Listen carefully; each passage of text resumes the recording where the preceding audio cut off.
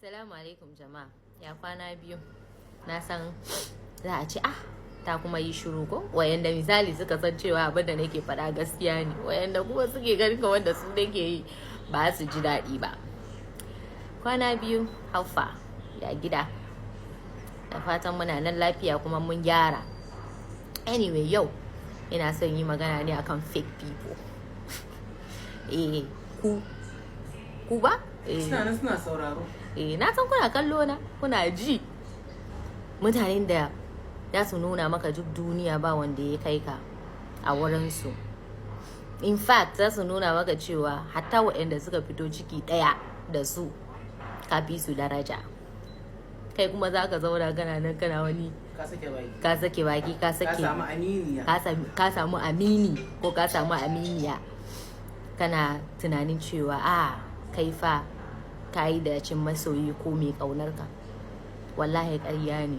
Akwai nagari, ban ce everybody is fake ba, but fake ones din sun fi yawa a zamanin da muke yanzu.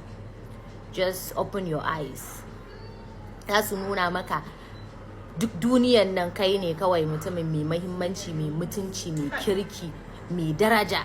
Wallahi kana barin wurin shafin ka za a dora. Musamman waɗansu mutane da zaka ga ba su da aiki sai zagin wasu a gabanka. So kasancewa yanda aka zauna aka zagi wani din nan, haka ke ma za a dora babinka. Kana tashi daga wurin wallahi za a dora naka. Wani lokaci wallahi saboda ka sakan musu, ka faffaɗi wayansu abubuwa na gaske akan rayuwarka, wallahi za su je su yi adin nasu saboda ya ɗan yi daɗi. Za a ƙara ƙarya da gaskiya a cikin maganganunka. A je ana magana, ana surutu, kai kana nan ana washe ma baki. Wallahi suna nan da yawa, sun fi yawa a yanzu. Sai mu yi hattara. Wallahi in kana tunani kana da aboki ka zauna ka zuzzuba mishi zance, wallahi ka tabbatar da cewa kamar ka bude gidan rediyo ne kawai ka je ka bayyana abubuwanka. Ana samun matsala da mutum sai ka ji ana cewa ai idan na faɗi magana ɗaya, kun ji ko? Kare ma ba zai ci. Wallahi haka suke. Ai idan na faɗi abu akan ta, wallahi ba za a ƙara ganin ta da daraja ba, because na san kowa ce ita. Kuma za a yadda saboda an gan ku tare, an san ku tare. So duk wani abin da za ta zo ta zauna ko zai zo ya zauna ya faɗa akan ka, ko gaskiya ne ko ƙarya ne, wallahi za a yadda. So I just feel like cikin nan da aka yi ba wai na abinci kadai ba. We should be careful a maganganunmu, a sirrinmu, mu san waye za mu dinga faɗa mu. Kuma kakka yi tunani saboda kawai ka samu mutum yanzu abokinka ne, shi ma fa yana da aboki. Sannan kuma yadda ka faɗa mishi, shi ma haka zai ɗauka ya je ya faɗa wa abokin shi. Abokin shi ma yana da aboki. Daga nan kawai sai ka ga kana wucewa ana kallon ka, ba sirri, an san komai a kanka. Wallahi suna nan da yawa, ina gaya muku.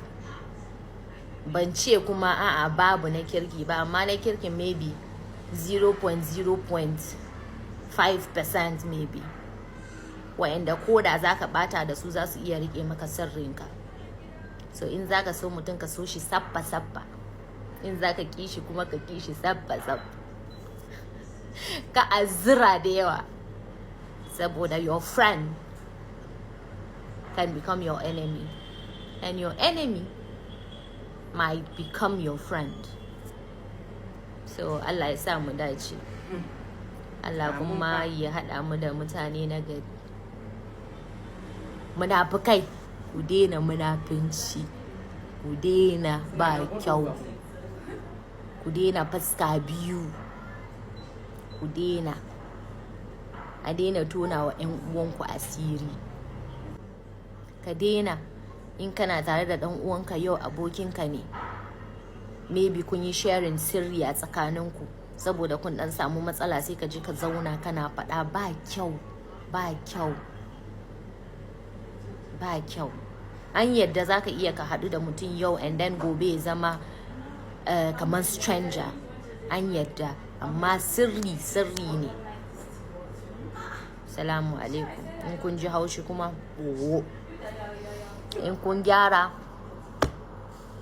yawwa sai an jima sai na zage dawowa. Next time zan dawo akan 'yan ƙarya social media. I see you and I'm coming for you.